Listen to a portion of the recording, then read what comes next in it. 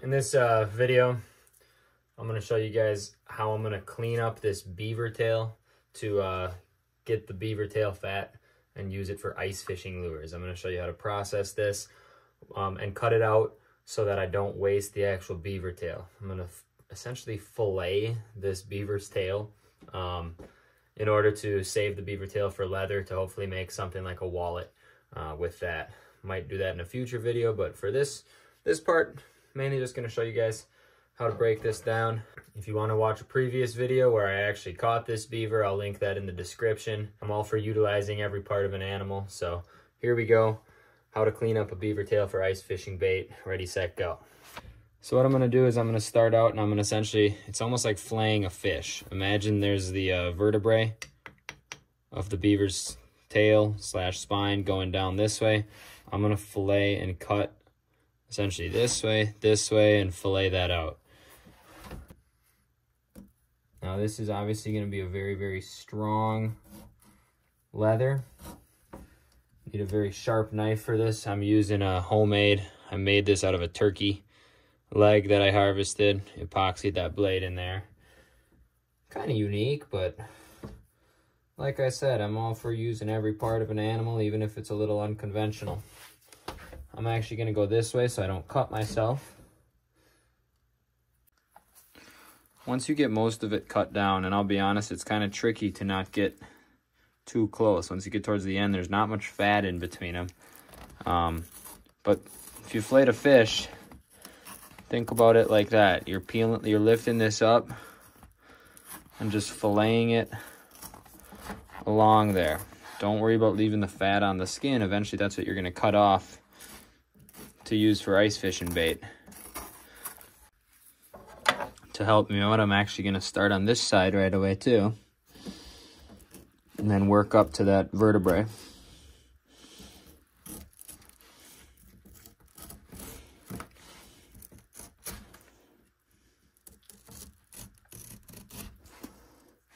See, I did cut through that a little bit there. That's the challenge. So don't worry about going all the way to the end. We'll start from here and work it up.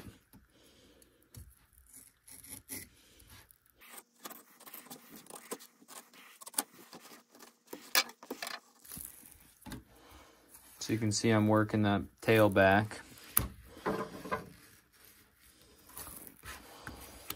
Now I'm going to just, like I'm filleting a fish.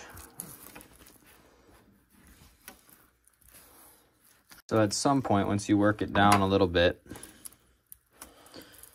I got this side kind of going, but definitely making some mistakes on this one. We'll see if I end up using it or not. But at some point, you're going to just be able to pull this. All right, I ended up pulling the vertebrae out. And as you can see, I did not do perfect on it. This side looks decent. But this side, I left some on there. So it is what it is. You know, we can only do so much. But so we'll see if I'm able to utilize this to make anything. But for now, I'm at least just going to focus on getting the stuff I want for ice fishing bait. Now, I don't want any meat on my ice fishing bait. So the few parts where there's meat, I'm going to get rid of that. I just want this fatty white tail substance. And once you get here, if you've ever filleted a fish and get the meat off of the skin, essentially pretend you're doing the same thing, getting the fillet off of the skin of the fish. So because I'm cutting this up anyway, it doesn't really make a difference of where you get it from. So I'm going to start there and just kind of work some different chunks off of the beaver tail.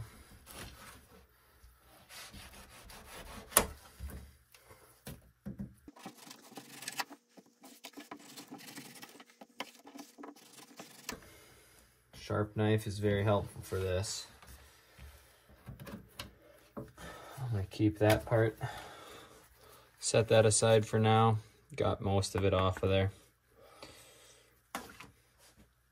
I'll do this side next, but first, to just give you a visual, what I'm going to do for what I want to keep for trapping, or for ice fishing, I'm essentially going to be cutting this into strips. Now, I might vary it a little bit. For a lot of what I'm going to be doing, it's mainly going to be panfish. But I'm not ruling out the possibility of using some bigger strips for walleye. Or maybe head up to Lake Superior, use it for lake trout. Something like that might look really good on a jig for them. But for the most part, what we're looking for is we're doing really tiny chunks. Really tiny little chunks for fishing. And I'm going to cut them up, honestly, kind of random. Try some different shapes, different sizes. That's probably even too thick, so I might end up breaking some of that down. Really no major rocket science to it. Just think of some different shapes of plastics and stuff that you see. Or the shape of a waxworm. Try to replicate that. See, like I think that right there is perfect. I already did a video fishing with this for the first time, and you'll see kind of how that looks underwater and what I caught. I'll also link that in the description. Don't forget a lot of the stuff on the tail that I pulled out too. There's a lot of good meat or good fat on that too. Same thing on this side of the tail, except down here I'm obviously gonna lose some of that tail leather, but it is what it is. Just cut that part off. That's garbage at this point. So here's where the bigger chunks are. Make sure you actually get down to that leather. Nice, just broke my knife. Well, that sucks. I've had this Cuda knife for quite a while, and apparently that's a little too much flex to put on her. Well, that's a bummer. You need somewhat of a bendy knife. Like I don't even think I can get it done with this one because you want that flex on it. So I'm gonna have to go get my other one. Bummer. All right, we're back with my backup Cuda knife. Let's see if I can finish this up without breaking a second one. It's tough stuff to cut, which is why it makes such a good ice fishing. Oh my God, I feel like I just broke this one too. Felt it start to go. Not ideal, Jackson. What are we doing here? All right, more flexible knife to finish the job up. That's better. That's better, all right. Now, obviously, if you don't plan on doing anything with the tail, who cares about this step for you, but I might try to have someone make a wallet for me or something like that. So I'm gonna call that good on the beaver tail. I did not do a great job on that, but I'm gonna put these skin side together and freeze those. And then this is the stuff for beaver tail that I'm gonna cut up. So what I'm gonna do is I'm cutting some strips up like so. Kind of a variety pack, putting those in a little plastic baggie. But then the rest of it, I'm actually gonna, instead of cutting all of it up, I'm gonna keep some pieces whole and freeze them like that. I feel like they will be less likely to get freezer burn. And then when I need more, I can just take a chunk out of that.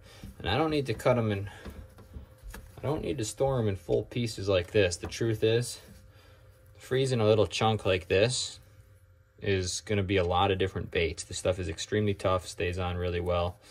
So that's all I need to do. From that point, it's easy to give these to a buddy.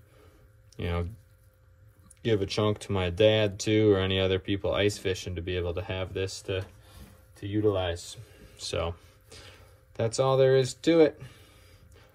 Like I said, I'd be very curious to use even bigger pieces for walleye or game fish too on a jig. It'd be interesting to see how that works. Should be fun. Thanks for watching. Utilize all the animal. Man, there's way more than I realized. I was cutting up all this little stuff, and I'm just bagging it into little bags to have to take out of the freezer for certain outings or give to friends or stuff like that. But yeah, it's that simple. I ended up cutting this up, but I'm gonna just keep some whole pieces too in case it gets freezer burn, and I can always pull this out and try bigger chunks for like walleye or something, you know. So pretty awesome. Just bagging it up. I'm not even worried about, oops, I didn't cut that piece. I'm not even worried about how many pieces. I'm just grabbing a little bit and throwing it in there. And you can even use pieces of it and then take it off your hook, put it back in there, and it's gonna get more scent on it from the other stuff. So that's the deal. I've just got all these old bags from the spinners I make for driftless spins. So perfect to load them up, have ice bait.